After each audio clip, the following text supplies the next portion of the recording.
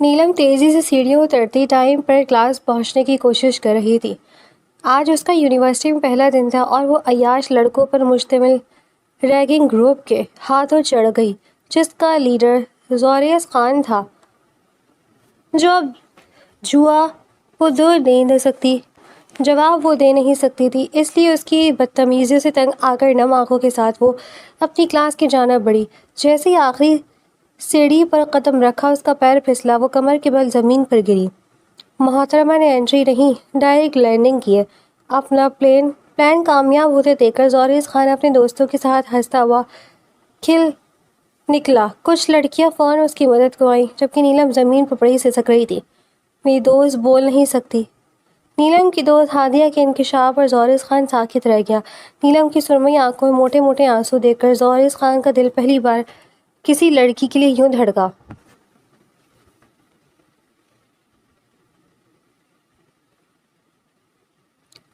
University کے وسیع hall میں طالبات کا ہجوم موجود تھا۔ وہ وہاں ہادیہ کے انتظار میں کھڑی تھی اور اسے بار بار میسج ٹائپ کر کے یونیورسٹی آنے کی تلقین کر رہی تھی۔ کہاں رہ گئی ہو یار؟ اس نے آخری میسج ٹائپ کر کے جلدی سے کلاس میں جانے کا سوچا۔ آج اس کا یونیورسٹی کا پہلے دن تھا اور پہلی کلاس مس نہیں کرنا چاہتی تھی، اس لیے تیزی سے سیڑھیاں چڑھنے لگی۔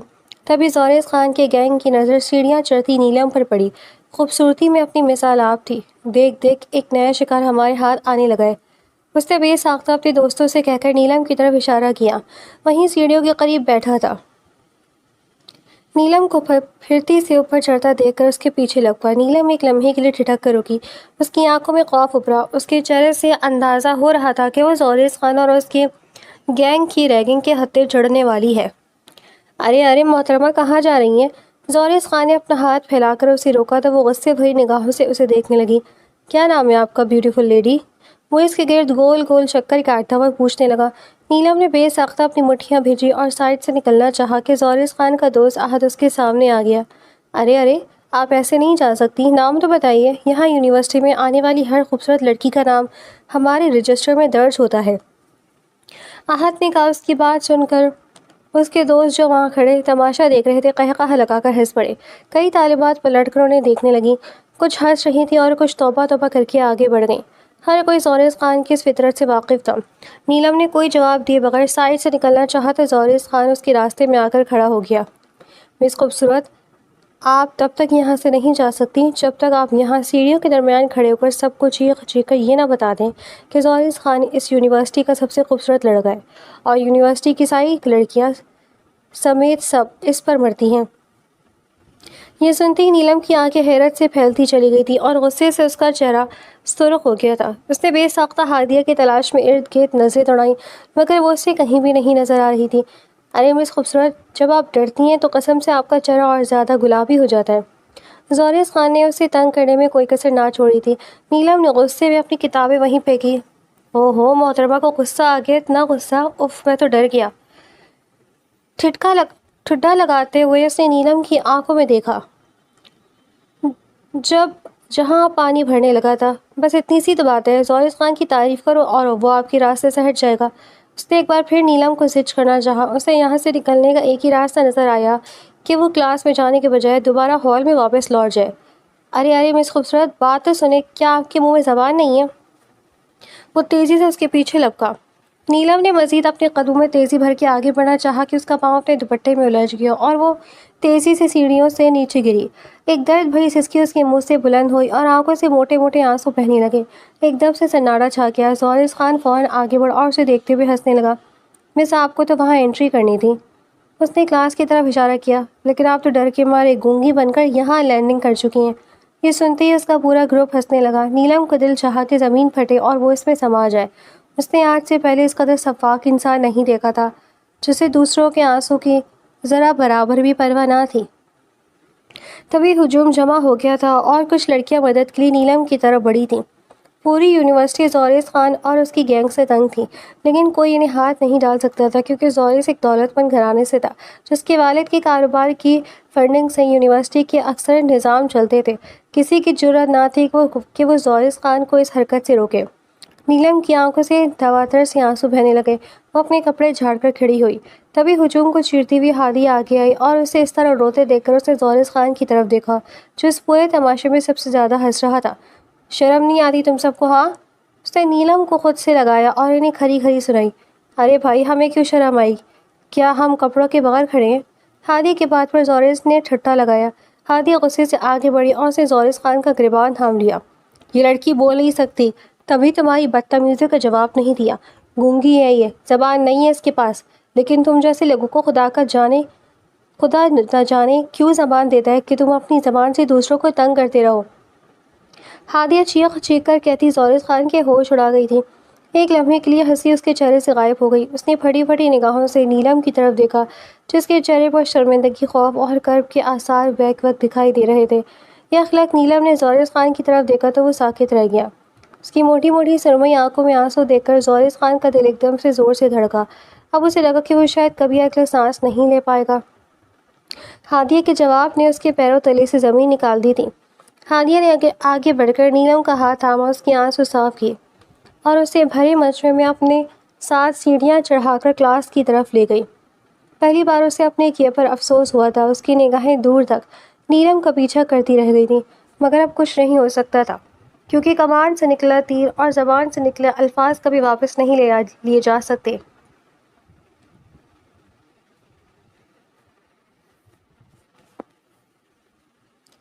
زورس بابا کہاں ہیں؟ شمائلہ بیگم رات کے ڈنر ٹیبل پر بیٹھی تو زورس کی غیر موجودگی دیکھ کر چونک گئی اور پاس کھڑی ملازمت سے پوچھا. جی بیوی جی، وہ تو اپنے کمرے سے ہی نہیں نکلے ہیں جب سے یونیورسٹی سے آئے تب سے، اور آج تو اپنے جم بھی نہیں گئے. ملازمت جسے زورس کی روٹین کا اچھی طرح علم تھا خود بھی حیرت اور تعجب میں مبتلا تھی. شمائلہ بیگم کی کو یہ خبر ہوئی تو وہ ایک دم سے چونکی. جم بھی نہیں گیا؟ زورس اور جم بھول جائے، یہ ناممکن سی بات ہے. ضرور کوئی بات ہوئی ہے. جم بھی نہیں گیا؟ ضرور زورس اور جم بھول جائے، یہ ناممکن سی بات ہے. ضرور کوئی بات ہوئی ہے.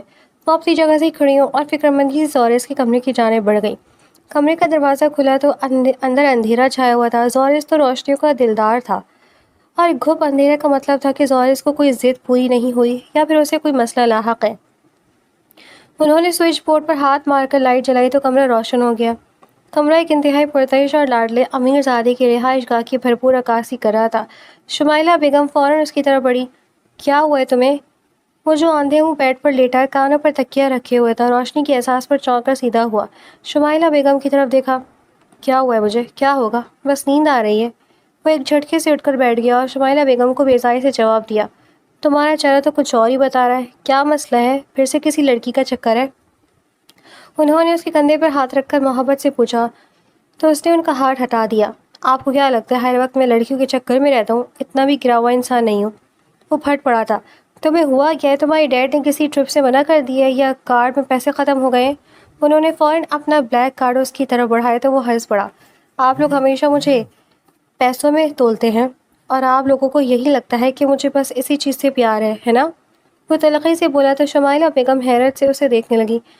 تم بتاؤ گے نہیں تو پتہ کیسے چلے گا؟ وہ نفی میں سر ہلاتے ہوئے دوبارہ سے لیٹ گیا. کچھ نہیں ہوا، بس تھکن ہے اور کچھ نہیں. چلی جائیے یہاں سے. شمائلہ بیگم نے گہرا سانس بھرا اور لاپرواہی سے کندھے اچکا کر باہر نکل گئی.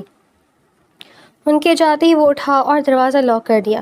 تبھی اس کے فون کی بجتی ہوئی آواز اس کے کانوں میں پڑی. کیا مسئلہ یار؟ وہ یہ ساختہ بڑبڑایا اور فون کان سے لگایا. دوسری طرف احد، نعمان اور ازجر تھے. کہاں یار؟ آج ویکینڈ ہے اور تو ابھی تک گھر سے باہر نہیں نکلا. تو ہم سب سے پہلے تیار ہوتا تھا. ان کی بات سن کر اس نے ناگواری سے فون کی طرف دیکھا. میں نہیں آ رہا، تم لوگ اپنا پلان خراب مت کرو. یہ کہہ کر اس نے فون کاٹ دیا اور احد ہیلو ہیلو کرتا ہی رہ گیا. اسے کیا ہو گیا؟ اس نے تعجب سے نعمان اور ازجر کی طرف دیکھا. پتہ نہیں، آج یونیورسٹی سے بھی جلدی گھر آ گیا تھا اور کافی دیر تک فون بھی نہیں اٹھایا. ضرور گھر میں کوئی مسئلہ ہوگا. ہمیں کیا، چلو ہم اپنا پلان خراب کیوں کریں. وہ تینوں آگے پیچھے اپنی گاڑیوں میں نکل چکے تھے مگر زورس اچھا خاصا ڈسٹرب تھا. اس نے غرب سے اپنی آنکھیں بند کی تو بند پلکوں کے پیچھے دو سرمئی آنکھیں ابھری جن میں موٹے موٹے آنسو موجود تھے. اس نے ایک جھٹکے سے اپنی آنکھیں کھولی. کیا مصیبت ہے یار؟ اس نے اپنا چہرہ اپنے ہاتھوں میں چھپایا اور بے چینی سے یہاں سے وہاں ٹہلنے لگا. آنکھیں بند کرتا ہوں تو اس کی آنکھیں مجھے سونے نہیں دیتی. یہ کیا ہو رہا ہے مجھے؟ وہ خود بھی اپنی اس کیفیت سے بے خبر تھا. تبھی اس نے آئینے میں اپنی شکل دیکھی اور حیران رہ گیا. ایک دن میں اس کا چہرہ زرد پڑ گیا تھا. اسے اپنی آنکھوں پر یقین نہیں آیا تھا. غصے میں آ کر اسے ڈریسنگ ٹیبل کا شیشہ توڑ ڈالا. کانچ کی کرچیاں پورے کمرے میں پھیل گئیں مگر تب بھی اس کا غصہ ٹھنڈا نہیں ہوا تھا. آخر مجھے ہو کیا رہا ہے؟ وہ لڑکی کیوں بار بار میرے ذہن کے پردے پر دکھائی دے رہی ہے؟ وہ بے بس سا تھا اور اسے اپنی اس کیفیت کا خود بھی ٹھیک طرح سے اندازہ نہیں ہو پا رہا تھا. میں اس سے معافی مانگ لوں گا. آئی ہوپ کہ وہ معاف کر جائے. تبھی وہ اچانک سے اپنے الفاظوں پر چونک گیا. میں زوریس معافی مانگے گا؟ اس نے ایک بار پھر سے آئینے میں خود کو دیکھا. قالین پر بکھری کانچ کے ٹکڑے اس کے پاؤں میں چھپ کر زخمی کر چکے تھے مگر اسے ذرا بھی احساس تک نہ تھا. اوکے فائن، اگر معافی مانگنے سے مجھ پر چھائی اداسی کی کیفیت دور ہو جاتی ہے تو میں کل صبح سب سے پہلے جا کر اس لڑکی سے معافی مانگ لوں گا. آخر وہ کیوں میرا درد سر بنی ہوئی ہے؟ اس نے گہرا سانس بھر کر سوچا اور پھر واش روم میں فریش ہونے چلا گیا. مگر وہ نہیں جانتا تھا کہ اب کچھ بھی ٹھیک ہونے والا نہیں تھا.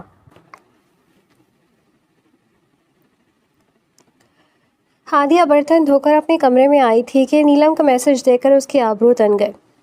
میں اب یونیورسٹی نہیں جاؤں گی.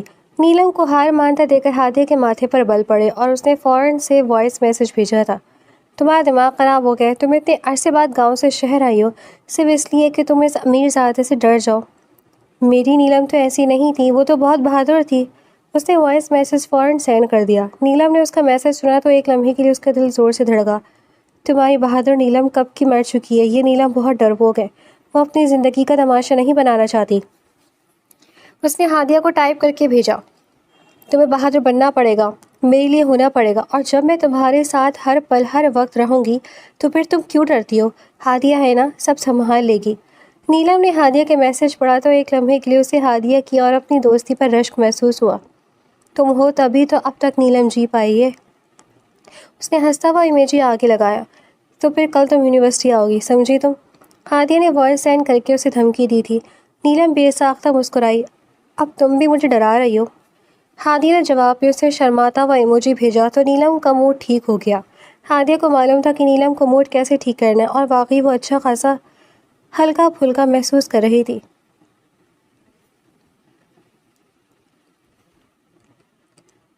زوریس کہاں جا رہے ہو؟ ناشتہ تو کر لو. وہ 9 بجے یونیورسٹی کے لیے تیزی سے نکلا تھا. رات بھر آنکھ نہ لگی تھی اور پھر صبح کے وقت اس کی آنکھ لگی تو 9 بجے کھلی تھی. شمائلہ بیگم نے اسے اس طرح جاتے دیکھا تو ایک بار پھر اسے آواز لگائی تھی. نہیں مام، بالکل بھی ٹائم نہیں ہے، آپ فکر مت کریں، وہاں کھا لوں گا. اس کا رویہ نارمل دیکھ کر انہوں نے سکون کی سانس بھری. وہ ان کا اکلوتا بیٹا تھا، وہ اسے اس طرح درد میں نہیں دیکھ سکتی تھی. وہ تیز رفتاری سے گاڑی ڈرائیو کر کے یونیورسٹی پہنچا. یونیورسٹی پہنچتے وہ ایڈمن ڈپارٹمنٹ کی طرف بڑھا. ایکسکیوز می، مجھے نیو ایڈمیشن کے بارے میں معلوم کرنا ہے. وہ ایک لمحے کے لیے ٹھہرا. وہی جو گونگی ہے، بول نہیں سکتی تھی. مجھے نا کا ڈپارٹمنٹ معلوم کرنا ہے. ایڈمن ڈپارٹمنٹ میں بیٹھے سر اشرف نے اسے ایک لمحے کے لیے دیکھا. وہ جانتے تھے کہ وہ زوریس خان کو منع نہیں کر سکتے، اس لیے انہوں نے نیلم کا ٹائپ کیا اور اس کی ساری معلومات اس کے سامنے تھیں. نیلم امین نام ہے ان کا، آرٹس ڈپارٹمنٹ کی نیو ایڈمیشن ہے. زوریس خان نے یہ سنا تو فوراً سے آرٹس ڈپارٹمنٹ کی طرف قدم بڑھا دیا. وہ تیز رفتاری سے آگے بڑھا تھا مگر ڈپارٹمنٹ کی کلاس میں چاروں جانب ڈھونڈنے کے بعد بھی وہ اسے کہیں نظر نہیں آئی تھی. وہ تھک ہار کر بینچ پر بیٹھ گیا. کہاں جا سکتی ہے؟ تبھی اس کے دماغ میں خیال گوندا. لائبریری ایسی جگہ ہے جہاں پر ہر ڈپارٹمنٹ کی لڑکیاں موجود ہوتی ہیں. وہ فوراً سے دوڑ کر لائبریری آئے تو تمام لوگوں نے چونک کر اسے دیکھا اور شہ موگیاں شروع ہو گئیں. زوریس خان اور لائبریری؟ اس دبے دبے قہقہے بھی سنائی دیے تھے مگر وہ کسی کی پرواہ کیے بغیر لائبریری کے دروازے میں استاذہ چاروں جانب نگاہیں گھما رہا تھا. تبھی اس کی نظر لائبریری کی سب سے آخری ٹیبل پر بیٹھی نیلم پر پڑی جو ایک کتاب میں پوری طرح مگن تھی اور اسے زوریس کی آمد کا بالکل بھی اندازہ نہیں تھا. وہ اس کی ٹیبل پر پہنچ کر کرسی کھینچ کر بیٹھا ہی تھا کہ نیلم کو آہٹ کا احساس ہوا اور اس نے چونک کر سر اٹھایا. اگلے ہی لمحے وہ ایک جھٹکے سے کھڑی ہو گئی. زوریس خان کو وہ کیسے بھول سکتی تھی؟ اسے وہاں اپنے برابر میں بیٹھا دیکھ کر اس کے اعصاب خطا ہوئے اور وہ شدید خوف کے باعث کپکپانے لگی. میری بات سنیں. زوریس کی آواز میں نرمی تھی. نیلم کے چہرے پر وہی خوف کی کیفیت ابھری تھی جو پہلی بار زوریس خان کی حرکت پر اس کے چہرے پر پھیل گئی تھی. وہ ایک دم سے اپنی کتابیں سمیٹنے لگی تو زورس نے اپنے دل کے ہاتھوں مجبور ہو کر اس کی کتاب پر بے ساختہ ہاتھ رکھ دیا۔ میری بات سنیے، میں اپنے کیے پر بہت شرمندہ ہوں، اس نے آخر ہمت کر کے کہہ ہی دیا تھا۔ نیلم نے پھٹی بڑی نگاہوں سے اسے دیکھا اور ضبط سے اپنی مٹھیاں بھیجی۔ پھر اس نے گہرا سانس لیا، پھر ایک جھٹکے سے اپنی کتابیں کھینچی اور اس کا ہاتھ ہٹا دیا۔ زورس نے اپنا سر جھٹکا۔ اب میری بات تو سنیں، آپ کہاں جا رہی ہیں؟ نیلم نے اپنا بیگ کندھے پر لٹکایا اور جیسے ہی پلٹی تو زورس اس کے راستے میں آ گیا۔ آپ کے اس طرح جانے سے تماشا لگے گا، مجھے معاف کر دیجیے۔ تبھی وہ ایک جھٹکے سے مڑی اور اپنے بیگ سے نوٹ پیڈ نکال کر کاغذ پر پین گھسیٹنے لگی۔ زورس چند لمحے سانس روکے اس کی اس حرکت کو دیکھتا رہا، پھر ایک جھٹکے سے اس نے مڑ کر انتہائی غصے میں وہ کاغذ زورس کے ہاتھ میں پکڑایا اور تیز تیز قدموں سے باہر نکل گئی۔ زورس نے اس پر لکھی تحریر پڑھی تو اس کی آنکھیں حیرت سے پھیل گئیں۔ نیلم نے لکھا تھا، سائن لینگویج آپ کو معلوم نہیں ہے، اس لیے مجھے آپ سے لکھ کر بات کرنی پڑ رہی ہے۔ آئندہ میرے راستے میں مت آئیے گا، یہی آپ کے لیے میری طرف سے معافی ہے۔ اس کے دل کو ایک دھکا سا لگا، اس نے بے اختیار اپنے ہاتھوں میں وہ کاغذ موڑ کر اپنی جیب میں ڈال دیا۔ اسے اس بات کی خوشی تھی کہ اس نے معاف کر دیا تھا، مگر جس طرح سے معاف کیا تھا اور جس انداز سے اس نے کاغذ اس کے ہاتھ میں تھمایا تھا، وہ بالکل اداس ہو کر رہ گیا تھا۔ وہ وہیں لائبریری میں بیٹھ کر خود کو کمپوز کرنے لگا۔ یہ سب کچھ اس کے ساتھ پہلی بار ہو رہا تھا۔ دوسری طرف نیلم کیفیٹیریا میں بیٹھ کر گہری گہری سانسیں لینے لگی۔ آخر یہ میرے پیچھے کیوں پڑ گیا؟ اس نے دل ہی دل میں سوچا۔ اگر اب یہ اسی طرح مجھے تنگ کرتا رہا تو میرا یونیورسٹی آنا بہت مشکل ہو جائے گا۔ اس نے ہادیہ کی تلاش میں نظریں دوڑائیں تو وہ سیدھی دوڑتی چلی آئی۔ کیا ہوا؟ اس نے پھر سے تمہارا لائبریری میں راستہ روکا؟ نیلم نے گہرا سانس بھرا اور ہاں میں سر ہلایا۔ زورس خان پوری یونیورسٹی میں مشہور تھا اور وہ جس کسی کا بھی راستہ روکتا۔ اگلے تین چار دنوں تک وہ قصہ لوگوں کی زبان پر زیادہ عام رہتا۔ نیلم نے اپنا سر اپنے ہاتھوں میں گرایا۔ ہادیہ نے اس کے کندھے پر ہاتھ رکھ کر اسے تسلی دی۔ تم فکر مت کرو، میں ابھی جا کر اس سے بات کرتی ہوں۔ تبھی نیلم نے ایک جھٹکے سے اس کی کلائی پکڑ لی اور نفی میں سر ہلا کر اسے اشارے سے منع کیا۔ ایک تو تم بھی نا، مجھے ڈھنگ سے لڑنے بھی نہیں دیتی۔ ہادیہ نے منہ پھلایا۔ چلو نا کچھ کھاتے ہیں۔ نیلم نے اشارے کی زبان میں ہادیہ سے کہا تو وہ مسکراتے ہوئے کیفیٹیریا کے کاؤنٹر پر اس کی پسندیدہ کافی اور سینڈوچز لینے پہنچ گئی۔ مگر سچ تو یہ تھا کہ نیلم کو اب زورس خان سے واقعی ڈر لگنے لگا تھا۔ وہ اس کے پیچھے پڑ گیا تھا اور اب یہ سلسلہ کہاں تک جانا تھا، اسے اس بات کا قطعی اندازہ نہیں تھا۔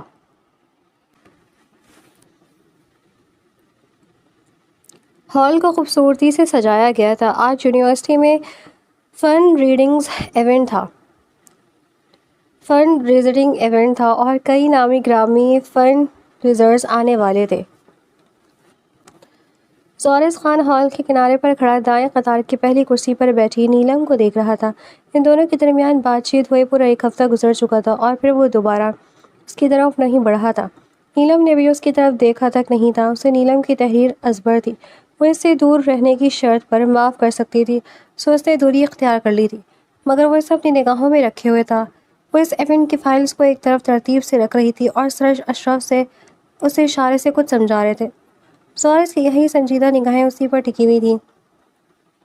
وہ دور سے اسی پر نظریں جمائے ہوئے تھا۔ اس دن کے بعد سے زورس خان کے حواسوں پر نیلم امین چھائی ہوئی تھی، مگر وہ اس بات کو اپنے دل کے تہہ خانے میں چھپائے ہوئے تھا۔ تبھی احد آگے بڑھا اور اس نے اشارہ کر کے زورس خان کی توجہ نیلم کی طرف دلائی۔ یہ گونگی یہاں کیا کر رہی ہے؟ فن ریئرز کو اشاروں سے متاثر کرے گی تو کیا وہ بہت زیادہ ڈونیشن دیں جائیں گے؟ احد کا لہجہ انتہائی تحقیر آمیز تھا۔ زورس خان نے خونخوار نگاہوں سے پیچھے پلٹ کر اسے دیکھا۔ کیا بکواس کر رہے ہو تم؟ ہاں؟ اس نے احد کے سینے پر ہاتھ مار کر اسے خود سے دور کیا۔ زورس اسٹاپ اٹ۔ سر نعیم دوڑ کر ان کے پاس آئے۔ کچھ تو خیال کریں، ہر جگہ اکھاڑا کھولنے کی ضرورت نہیں ہوتی۔ احد نے حیرت سے اسے دیکھا۔ کیا ہو گیا زورس یار، ورنہ ہر بار تو بھی مذاق کرتا ہے، آج میں نے کر دیا تو تجھ سے برداشت نہیں ہوا، کیا لگتی ہے وہ تیری؟ احد کی بات پر زورس کا غصہ ابل پڑا اور اس نے اس کو گریبان پکڑ کر اسے ہال سے باہر دھکا دے دیا۔ اب یہاں دوبارہ نظر مت آنا، سمجھے تم؟ اس نے انگلی اٹھا کر حتمی لہجے میں کہا۔ وہ جو زمین پر گر گیا تھا اٹھ کر غصے سے اسے دیکھنے لگا۔ میں تمہیں بعد میں دیکھ لوں گا۔ دو دوستوں میں دراڑ پڑ گئی تھی، مگر زورس خان کو کوئی فرق نہیں پڑتا تھا۔ اسے بس فرق پڑتا تھا تو اس بات سے کہ کہیں نیلم تک یہ بات نہ پہنچ گئی ہو، اور شکر تھا کہ وہ اپنی دی گئی ذمہ داری میں مصروف تھی۔ تبھی مہمانوں کی آمد کا اعلان کیا گیا۔ نیلم سر اشراف کے کہنے پر وہ سی آفس میں فائلز رکھنے گئی تھی۔ وہ ایک لمحے کے لیے زورس خان کی نظروں سے اوجھل ہوئی تو وہ بے چین ہو کر باہر آیا۔ تبھی اس کی نظر ویسی آفس میں کھڑی نیلم پر پڑی۔ شیشے کے اس پار سے اس کی خوفزدہ آنکھیں زورس کو ابھی تک یاد تھیں۔ ایک بار پھر اس کی آنکھوں میں ویسا ہی ڈر دیکھ کر وہ بے چین ہوا۔ وہ چند قدم آگے آیا اور دوسری طرف شہریار شاہ جو اس فنڈ ریزنگ ایونٹ کے سب سے بڑے گیسٹ تھے انہیں دیکھ کر ٹھٹک کر رک گیا۔ ان دونوں کے درمیان کیا بات ہو رہی تھی وہ شیشے کے باہر سمجھ نہیں پایا، مگر نیلم کا زرد چہرہ اسے ایک عجیب ہی کہانی سنا رہا تھا۔ تو تم بالآخر گاؤں سے شہر واپس آ ہی گئی۔ شہریار شاہ کے الفاظ پر نیلم ڈر کر چند قدم پیچھے ہٹی۔ اس کے ہاتھ سے ساری فائلز گر کر زمین بوس ہو چکی تھیں۔ اس کے ہونٹ پھڑپڑائے اور اس نے بے اختیار وہاں رکھی میز کا سہارا لیا۔ اسے بالکل اندازہ نہیں تھا کہ جس خوف کو 5 سال پہلے اپنے اندر چھپا کر اپنی آواز گنوا چکی تھی، اب اچانک 5 سال بعد وہی درندہ نما انسان اس کے سامنے کھڑا نہ صرف اسے پہچان چکا تھا بلکہ اس کے بے حد نزدیک آنے کی کوشش کرتے ہوئے اس کے حواس طلب کرنے لگا تھا۔ زورس کی نظر شہریار شاہ پر پڑی۔ وہ نیلم کے بے حد قریب آیا اور اس کے بالوں کو چھو کر کان کے پیچھے کرنے ہی لگا تھا کہ نیلم نے بے ساختہ اس کا ہاتھ جھٹکا۔ زورس کو شدید خطرے کا احساس ہوا۔ نیلم، اس نے اس کا نام دہرایا اور دوڑتے ہوئے دروازہ کھول کر اندر آیا۔ وہ شہریار شاہ اور نیلم کے درمیان حائل ہو گیا۔ شہریار انکل، آپ یہاں؟ اس نے ایک دم سے نیلم کا ہاتھ تھام کر گویا اسے تسلی دی تھی۔ نیلم گہرے گہرے سانس لینے لگی۔ اس کی حالت بتا رہی تھی کہ وہ شہریار شاہ کو وہاں دیکھ کر بے حد خوفزدہ تھی۔ ارے زورس، تم؟ میں تمہارے پورے ہال میں ڈھونڈ رہا تھا۔ انفیکٹ میں اس لڑکی سے تمہارا ہی پوچھ رہا تھا، مگر شاید یہ بات نہیں کرتی۔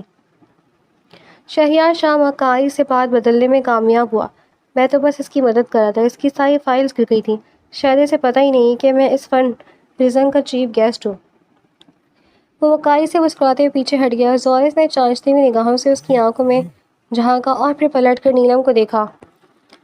اس نے آنکھوں ہی آنکھوں میں اشارہ کیا، مگر نیلم اپنی نظریں زمین میں گاڑے ہولے ہولے کانپ رہی تھی اور اس کی ایک کپکپاہٹ زورس کی نظروں سے اوجھل نہ تھی۔ ایکچولی یہ بات نہیں کر سکتی، شاید پیدائشی مسئلہ ہے۔ ویسے آپ کو کوئی کام ہے تو مجھے کہیں نا۔ وہ الفاظ چبا چبا کر کہتا ہوا شہریار شاہ کو ہال کا راستہ دکھاتے ہوئے اندر جانے کا کہنے لگا۔ وہ شہریار شاہ کو اچھی طرح جانتا تھا۔ 3 سال پہلے وہ اس کے بابا کے بزنس پارٹنر بن چکے تھے اور زورس کا ان کے گھر آنا جانا لگا رہتا تھا، مگر اس طرح نیلم کے قریب اور شاید اسے ہراس کرتے دیکھ کر زورس کا خون ابلنے لگا تھا۔ شہریار شاہ کے آفس سے نکلتے ہی وہ بے ساختہ نیلم کی طرف مڑا۔ آپ ٹھیک ہیں؟ اس نے فکر مندی سے پوچھا اور اسے کندھوں سے تھام کر وہاں رکھی کرسی پر بٹھایا۔ نیلم کے ماتھے پر پسینے کی ننھی ننھی بوندیں چمکنے لگی تھی۔ زورس خان نے ٹشو پیپر نکال کر اس کی طرف بڑھایا۔ میں پانی لاتا ہوں۔ وہ وی سی آفس کے ڈسپینسر سے گلاس میں پانی بھر کر اس کے پاس آئے تو نیلم نے جھپٹ کر گلاس اس کے ہاتھ سے لے لیا اور گٹاگٹ پانی پی گئی، پھر کچھ کہے بغیر تیزی سے باہر نکل گئی۔ مگر زورس کے لیے اس کا یہ انداز ناقابل یقین اور ناقابل برداشت تھا۔ اس کا دل جیسے کسی نے مٹھی میں لے کر مسل دیا تھا۔ وہ نیلم کا خوف، اس کا درد اور اس کی حالت دیکھ کر ایک عجیب سی کیفیت میں گرفتار ہو گیا تھا۔ دل اس کیفیت کو نام دینے سے قاصر تھا، مگر دماغ مسکرایا تھا۔ وہ سمجھ چکا تھا کہ زورس خان اپنا دل نیلم امین کو دے چکا ہے اور اسے ابھی اس بات کا اندازہ بھی نہیں ہے۔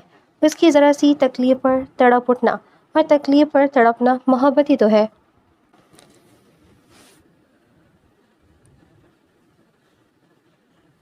فنڈ ریزنگ ایونٹ کے اختتام پر نیلم کی حالت ایسی نہیں تھی کہ وہ مزید ایک پل بھی وہاں رکتی۔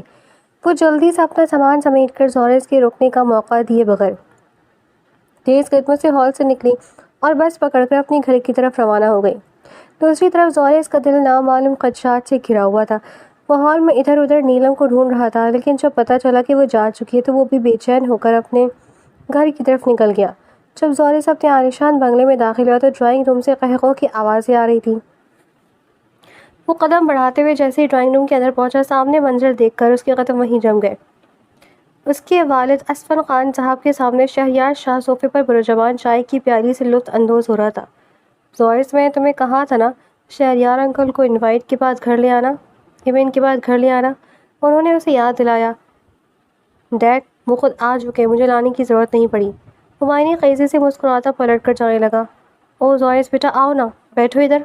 شہریار شاہ نے اسے دیکھ کر مسکرا کر اپنے پاس بیٹھنے کی درخواست کی۔ شہریار شاہ نے چائے کا کپ میز پر رکھا اور زورس کی طرف دیکھ کر ایک عجیب پراسرار مسکراہٹ اچھالی۔ ارے زورس، وہ جو یونیورسٹی میں تمہاری دوست تھی اس کا کیا نام بتایا تھا تم نے؟ نیلم۔ زورس کے ماتھے پر بل پڑے، اس کے جبڑے بھیج گئے۔ آپ اس کا نام کیوں لے رہے ہیں انکل؟ شہریار شاہ نے معصومیت کو خول اوڑھتے ہوئے اس کی طرف دیکھا۔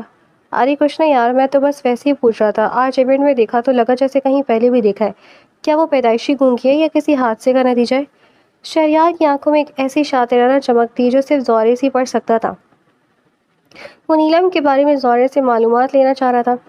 پتہ نہیں انکل، وہ ویسے میری ٹائپ کی نہیں ہے تو زیادہ معلومات بھی نہیں۔ زورس نے ضبط سے کام لیا اور اپنی مٹھیاں بھیج کر کہا، جیسے آپ کیوں پوچھ رہے ہیں؟ وہ بے ساختہ ہنس کر انہیں جانچتی نظروں سے دیکھتے بولا۔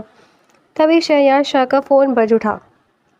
اس کا دل سینے میں دھک دھک کرنے لگا۔ اسے وی سی آفس کا وہ منظر یاد آیا جہاں نیلم شہریار کو دیکھ کر برف کی طرح ٹھنڈی پڑ گئی تھی اور اس کے ماتھے پر پسینہ آ گیا تھا۔ میں اپنے کمرے میں جا رہا ہوں، زورس نے خود پر ضبط قائم کرتے ہوئے کہا اور لمبی لمبی ٹک بھرتا ہوا اور اپنے اوپر کمرے میں چلا گیا۔ کمرے میں داخل ہوتے اسے غصے سے اور بے چینی سے اپنا شرٹ اتار کر بیڈ پر پھینکا۔ شہریار کا ایک ایک لفظ اس کے دماغ میں ہتھوڑے کی طرح بج رہا تھا۔ اس نے فوراً اپنا فون نکالا اور اپنے سب سے قابل اعتماد اور خاص بندے عقیل کو کال ملائی۔ ہیلو عقیل، مجھے ایک لڑکی کی مکمل ہسٹری چاہیے اگلے 12 گھنٹوں کے اندر۔ زورس کی آواز پہ عجیب سا درد اور یہ حکم تھا۔ جی زورس بھائی، نام بتائیں۔ عقیل نے دوسری طرف سے سنجیدگی سے کہا، نیلم امین، ہماری یونیورسٹی میں فرسٹ ایئر کی اسٹوڈنٹ ہے۔ اس کے گھر، اس کے ماضی، اس کے گاؤں، ہر ایک چیز کی رپورٹ مجھے چاہیے، کل تک میری ٹیبل پر ہونی چاہیے۔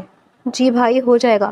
پوری رات زورس اپنے کمرے کی بیلکنی میں ٹہلتا رہا۔ سگریٹ کی دھوئیں کی دھند میں اسے صرف نیلم کی وہ سرمئی خوفزدہ آنکھیں نظر آ رہی تھیں۔ اگلی صبح سورج کی پہلی کرن کے ساتھ ہی عقیل کا فون آیا۔ زورس نے پہلی بیل پر فون اٹھایا۔ زورس بھائی، جو معلومات آپ نے مانگی تھی وہ نکلوا لی ہے۔ عقیل کی آواز میں حیرت اور سنجیدگی تھی۔ جلدی بتاؤ عقیل۔ زورس نے بے صبری سے کہا، بھائی نیلم امین پیدائشی گونگی نہیں ہے۔ عقیل کے اس جملے نے زورس کا سانس روک دیا۔ کیا؟ جی بھائی، بالکل سچ ہے۔ نیلم 5 سال پہلے تک بالکل ٹھیک بولتی تھی، لیکن 5 سال پہلے ان کے گاؤں والے گھر میں ایک انتہائی خوفناک حادثہ ہوا تھا جس کے شدید صدمے کی وجہ سے اس کے دماغ نے کام کرنا بند کر دیا اور اس کی آواز چلی گئی۔ ڈاکٹروں کے مطابق وہ سائیکولوجیکل شاک کی وجہ سے خاموش ہوئی ہے۔ اس کا دماغ شطرنج کی بساط کی طرح تمام کڑیاں ملانے لگا۔ شہریار شاہ کا نیلم کے بارے میں ذکر کرنا، نیلم کا اسے دیکھ کر خوفزدہ ہونا اور 5 سال پہلے نیلم کی آواز کا چلے جانا، تصویر اب زورس کے سامنے بالکل صاف تھی۔ شہریار شاہ کوئی ہمدرد بزنس مین نہیں بلکہ نیلم کے ماضی کا ایک خوفناک حصہ تھا، اور نیلم اس کے ماضی کا وہ زندہ ثبوت تھی جس سے شہریار شاہ اب ڈر رہا تھا۔ مجھے نیلم سے بات کرنی ہوگی۔ وہ اب صبح ہونے کا انتظار کرنے لگا۔ اگلے دن یونیورسٹی کی لائبریری کی پچھلی طرف والا ویران گوشہ بے حد خاموش تھا۔ نیلم ایک بینچ پر بیٹھی تھی، ہاتھ میں پکڑی کتاب پر بے دھیانی سے انگلیاں پھیر رہی تھی، مگر اس کی سوچ کا محور کچھ اور تھا۔ تبھی اس کے برابر میں کوئی آ کر بیٹھا۔ نیلم نے گردن موڑ کر دیکھا اور اس کے چہرے کے تاثرات تبدیل ہو گئے۔ وہ کوئی اور نہیں زورس تھا، جس کے چہرے پر رات بھر کی بے خوابی اور فکر کے اثرات صاف نمایاں تھے۔ نیلم کے چہرے پر ناگواری ابھری اور وہ اٹھ کر جانے لگی۔ زورس نے تیزی سے آگے بڑھ کر اس کا راستہ روک لیا۔ اس نے نیلم کی سرمئی بے چین آنکھوں میں آنکھیں ڈالی اور اپنے ہاتھوں کی انگلیوں کو حرکت دینے لگا۔ وہ ایک لمحے کے لیے دنگ رہ گئی۔ وہ اس سے انتہائی سنجیدگی سے سائن لینگویج میں پوچھ رہا تھا، تمہاری خاموشی کا سچ مجھے معلوم ہو چکا ہے۔ مجھے بتاؤ شہریار شاہ کون ہے؟ تم اس کے بارے میں کیا جانتی ہو؟ زورس کے اس اچانک سوال اور شہریار شاہ کا نام سنتے ہی نیلم کا رنگ زرد پڑ گیا۔ اگلے ہی لمحے اس کے خوف کی جگہ ایک شدید غصے اور تذلیل کے احساس نے لے لی۔ اسے لگا زورس اس کے ماضی کو کرید رہا ہے۔ اس نے بے اختیار گہری سانس بھری۔ اس کے ہاتھ تیزی سے ہوا میں لہرائے تھے اور وہ اشاروں میں غصے سے بھڑک اٹھی تھی۔ تم ہوتے کون ہو مجھ سے یہ سب پوچھنے والے؟ تم نے ایک بار میری مدد کی تو کیا تمہیں میری ذاتی زندگی میں دخل دینے کا حق مل گیا؟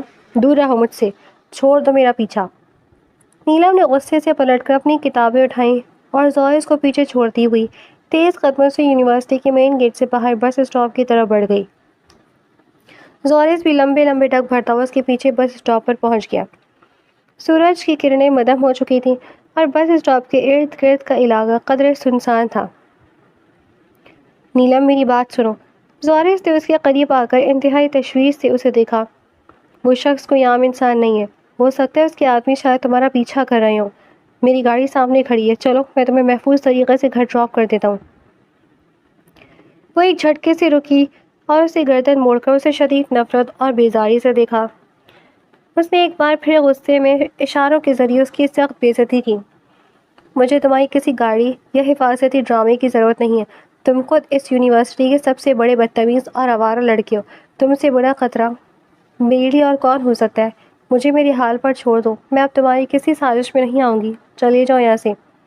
نیلم کے اس تحقیر آمیز رویے نے زوریس کے اندر دبے ہوئے صبر کا بندھن توڑ دیا۔ رات بھر کی بے چینی، نیلم کے لیے تڑپ، اب اس کا ضبط جواب دے گیا۔ زوریس کی آنکھوں میں خون اتر آیا۔ اس نے ایک ہی جھٹکے میں نیلم کا لرزتا ہوا ہاتھ اپنے فولادی ہاتھوں کی گرفت میں جکڑا اور اسے گھسیٹتے ہوئے اپنی گاڑی کی طرف لے گیا۔ نیلم نے خود کو چھڑانے کے لیے پورا زور لگایا، لیکن زوریس نے جلدی سے دروازہ کھول کے اسے اندر دھکیل دیا۔ اس سے پہلے کہ نیلم دوسری طرف سے نکلنے کی کوشش کرتی، زوریس کو اندر داخل ہوا، دروازہ لاک کیا اور نیلم کے قریب ہو کر اپنے مضبوط ہاتھ سے اس کا نازک جبڑا سختی سے جکڑ لیا۔ نیلم کا سانس رک گیا، وہ ڈر کے مارے گاڑی کی سیٹ سے جا لگی۔ زوریس کا چہرہ نیلم کے چہرے کے اس قدر قریب تھا کہ اس کی گرم اور تیز سانسیں نیلم کے گالوں کو چھو رہی تھیں۔ اس کی گہری آنکھوں میں محبت اور جنون کا ایک طوفان تھا۔ بہت بولتی ہو نا تم ان اشاروں میں؟ زوریس کی آواز غصے سے لرز رہی تھی۔ تم کیا سمجھتی ہو مجھے شوق چڑھا ہے تمہاری منتیں کرنے کا، ہاں؟ وہ چند لمحے ٹھہرا، پھر اس کے جبڑے کو آہستہ سے چھوڑ دیا۔ تم سے محبت کرنے کا گناہ کر بیٹھا ہوں میں، میری راتوں کی نیندیں حرام ہو چکی نیلم امین، صرف تمہاری حفاظت کا سوچ سوچ کر پاگل ہو رہا ہوں اور تم مجھے ذلیل کر رہی ہو۔ وہ پھٹ پڑا تھا۔ زوریس کا یہ اعتراف محبت ایک بجلی کی جھٹکے کی طرح نیلم کے وجود پر گرا۔ اس کا جبڑا زوریس کی سخت گرفت میں تھا، مگر اس کی سرمئی آنکھیں صدمے اور حیرت سے پھیل گئیں۔ اس کا غصہ لمحے میں ہوا ہو گیا اور وہ بالکل ساکت ہو گئی۔ زوریس نے گہرے سانس لے کر اپنی سانس بحال کی اور تیز رفتاری سے گاڑی آگے بڑھائی۔ گاڑی میں ایک دم سے خاموشی چھا گئی تھی۔ تبھی اچانک ایک کالے رنگ کی بلیک کرولا سنسناتے ہوئی آئی اور گاڑی کے بالکل برابر آ کر رکی۔ گاڑی کی شیشے نیچے ہوئے پستول سے زوریس کی گاڑی پر اندھا دھند فائرنگ شروع ہو گئی۔ گولیاں گاڑی کے شیشوں کو چکنا چور کرتے ہوئے اندر داخل ہوئیں۔ نیلم کی خوفزدہ چیخ اس کے حلق میں ہی گھٹ کر رہ گئی۔ زوریس نے اس کی گردن جھکا کر گاڑی کی رفتار کئی گنا بڑھا دی۔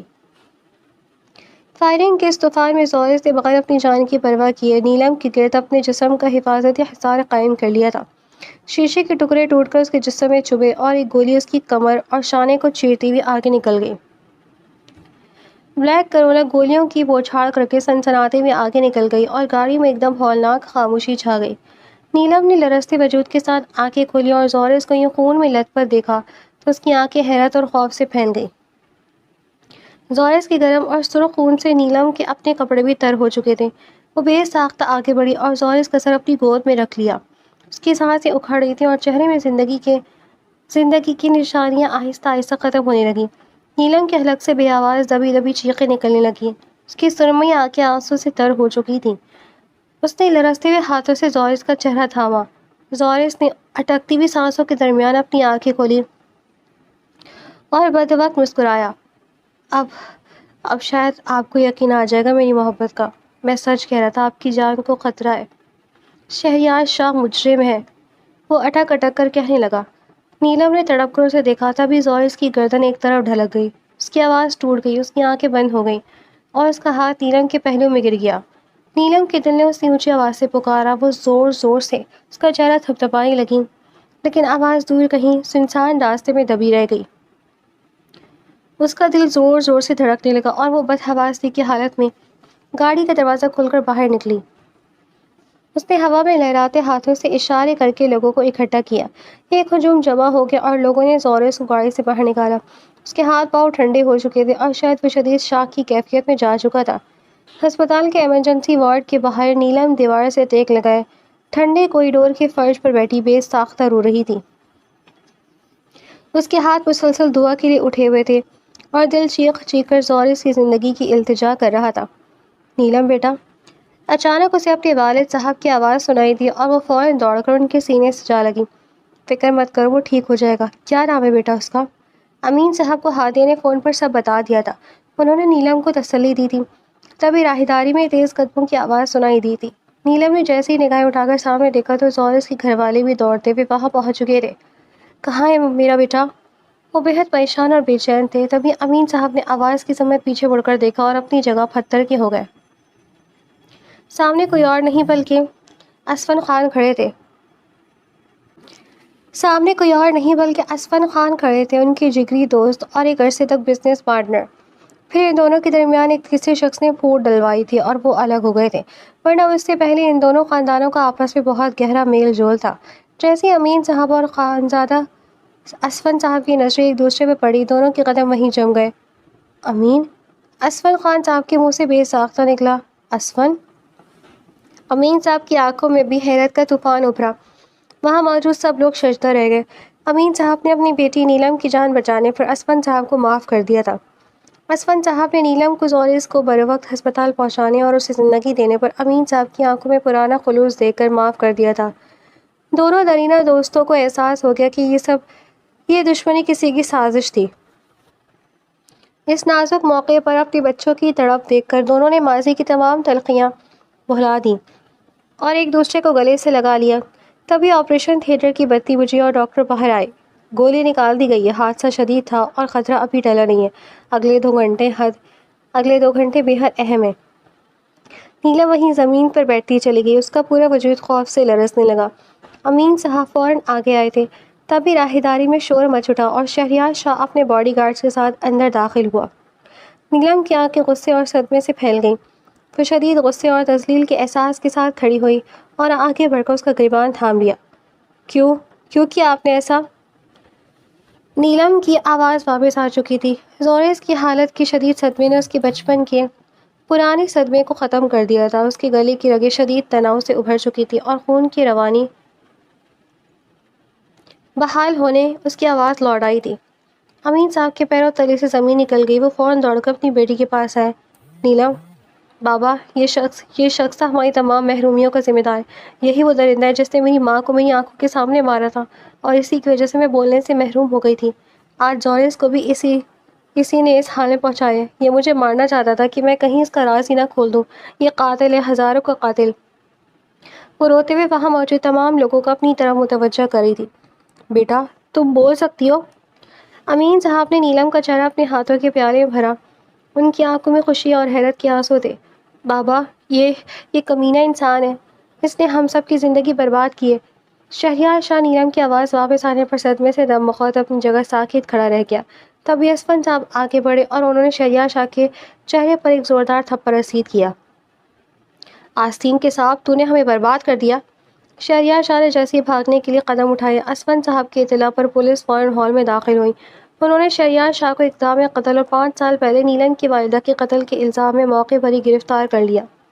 نیلم نے بہتی آنکھوں کے ساتھ شہریار شاہ کے ہاتھوں میں ہتھکڑی لگتے دیکھی اور آگے بڑھ کر اسے ایک زوردار تھپڑ رسید کیا۔ پھر روتی فوراً زورس کے کمرے کی طرف بھاگی۔ اس کا گلا بولنے کی وجہ سے شدید درد کر رہا تھا اور آنکھوں سے آنسو سیلاب کی طرح بہہ رہے تھے، مگر اسے اس وقت صرف زورس کی پرواہ تھی۔ یا اللہ، زورس کی زندگی دے دے۔ وہ دھیرے دھیرے چلتی ہوئی بیٹھ کے قریب آئی۔ وہ نالیوں، ڈرپس اور مشینوں میں جکڑا ہوا تھا۔ اس کا سانس بہت دھیما تھا اور مانیٹر بار بار خطرے کی سائرن بجا رہا تھا۔ نیلم نڈھال وجود کے ساتھ پاس رکھی کرسی پر ڈھہ گئی۔ اس نے کپکپاتے ہاتھوں سے زورس کا ٹھنڈا ہاتھ تھاما۔ اس کے اندر سے زندگی کی رمق آہستہ آہستہ کم ہو رہی تھی۔ نیلم کے گلے میں بے تحاشا درد اٹھا۔ خدا کے لیے آنکھیں کھول دے زورس۔ وہ اس کے ہاتھ پر سر رکھ کے زاروں قطار رونے لگی۔ تبھی زورس کے جسم نے ایک شدید جھٹکا کھایا۔ وہ 2-3 بار اچھلا اور پھر بالکل بے جان ہو کر بستر پر گر گیا۔ نیلم خوفزدہ ہو کر اپنی جگہ سے اٹھی اور ڈاکٹروں کو پکارنے لگی۔ مشینیں تیزی سے شور مچانے لگی تھیں۔ ڈاکٹرز دوڑتے ہوئے اندر آئے اور انہوں نے نیلم کو فوراً باہر بھیج دیا۔ وہ منہ پر ہاتھ رکھ کے باہر دروازے سے ٹیک لگائے روتی چلی گئی اور وہیں زمین پر بیٹھ گئی۔ تھوڑی دیر بعد سینئر ڈاکٹر باہر نکلے۔ معجزہ ہو گیا، ان کا دل پھر سے کام کرنا شروع ہو چکا ہے، دھڑکن واپس لوٹ آئی ہے۔ نیلم کی آنکھوں میں بیک وقت شکر گزاری اور سکون کے جذبات نمایاں ہوئے اور وہ وہیں ہسپتال کے فرش پر سجدے میں گر گئی۔ زورس تیزی سے ریکور کرنے لگا۔ اسے مکمل ہوش آ چکا تھا اور ہوش میں آتے اس کے لبوں سے نکلنے والا پہلا نام نیلم تھا۔ بابا، نیلم ٹھیک ہے نا؟ اسے تو کچھ نہیں ہوا؟ میں اسے بچانے میں کامیاب تو ہو گیا نا؟ اسفن صاحب نے بے ساختہ اپنے بیٹے کا ماتھا چوما۔ وہ یہیں بیٹا، کہیں نہیں گئی، وہ تمہارے انتظار میں ہے کہ تم کب اسے پکارو، وہ تمہاری آواز سننے کے لیے باہر بیٹھی ہے۔ یہ کہہ کر وہ مسکراتے ہوئے کمرے سے باہر نکل آئے اور نیلم کو اندر بھیجا۔ نیلم جھکے سر کے ساتھ نظریں زمین میں گاڑے دھیرے دھیرے چلتی ہوئے اس کے پاس آئی۔ زورس نے اپنا ہاتھ بڑھا کر اس کی ٹھوری کو اوپر اٹھایا، دونوں کی نظریں ملی تو نیلم کی آنکھوں سے موتی بن کر آنسو بہنے لگے۔ آپ ٹھیک ہے نا زورس؟ زورس اپنی جگہ پر ششدر رہ گیا۔ تم بول سکتی ہو نیلم؟ نیلم نے اپنے آنسو صاف کیے۔ آپ کی بدولت، صرف اور صرف آپ کی بدولت میری آواز واپس آئی۔ وہ انتہائی نروس ہوتی زورس کی کہیں نظروں سے گھبرا کر اپنے دونوں ہاتھوں کی انگلیاں آپس میں الجھائے اس کی طرف دیکھنے سے گریز کر رہی تھی۔ تم سچ کہہ رہی ہو؟ زورس نے بے ساختہ اس کا ہاتھ اپنے دونوں ہاتھوں میں تھاما اور اپنے لبوں تک لے جانے لگا تھا کہ نیلم نے شرما کر اپنا ہاتھ نیچے کھینچ لیا۔ یہ کیا کر رہے ہیں آپ؟ وہ شرماتے ہوئے رخ پھیر گئی۔ کیوں، تمہیں اب بھی میری محبت پر یقین نہیں آیا؟ نیلم نے تڑپ کر پیچھے مڑ کر اسے دیکھا۔ مجھے آپ کی محبت کا اچھی طرح یقین آ گیا ہے، لیکن خدا کے لیے اب ایسا کوئی رسک مت لیجیے گا۔ اس نے گھبرا کر زورس کے منہ پر ہاتھ رکھ دیا۔ زورس نے بے ساختہ اس کی ہتھیلی پر اپنے لب رکھ دیے۔ کیا زندگی بھر کے لیے یہ حق مجھے دو کہ میں تمہیں چھو سکوں، تمہیں محسوس کر سکوں اور تمہیں اپنی زندگی میں شامل کر سکوں؟ وہ اس کا ہاتھ نرمی سے سہلاتے ہوئے اس کی آنکھوں میں جھانک کر پوچھنے لگا۔ نیلم نے مسکراتے ہوئے اپنی ہونٹ دانتوں تلے دبائے اور اپنی شرمائی ہوئی آنکھوں کو جھکا لیا۔ اجازت دے دیجیے، سچ بتائیے، آپ کو میری محبت پر یقین تو آ گیا ہے نا؟ نیلم نے مسکراتے ہوئے اس بات میں سر ہلا دیا۔ یاہو! ہادیہ کا زوردار نعرہ کمرے میں گونجا اور وہ خوشی سے تیزی سے اندر آئی۔ بالآخر نیلم نے زورس خان کے اندر کا مغرور آدمی مار کر ہی دم لیا۔ ہادیہ کی اس بات پر نیلم نے اسے ایک ہلکی سی چٹکی کاٹی، جبکہ زورس کھل کھلا کر مسکرا دیا۔ نیلم جیسے ہی شرما کر باہر جانے لگی، زورس نے فوراً اس کی نازک گلائی تھام لی۔ میں بہت جلد آپ کو اپنے نام کرنے آؤں گا۔ نیلم نے اپنی نظریں جھکائیں اور ایک جھٹکے سے اپنا ہاتھ چھڑا کر اس کی گہری نظروں سے گھبرا کر باہر کی طرف نکل گئی۔ اس کے پیچھے سے زورس کا دلکش قہقہا گونج رہا تھا۔ محبت کی یہ خوبصورت داستان ایک حسین موڑ پر مکمل ہو چکی تھی اور زورس خان نے ثابت کر دیا تھا کہ وہ اپنی محبت میں کتنا سچا، کتنا پکا اور کتنا کھرا تھا۔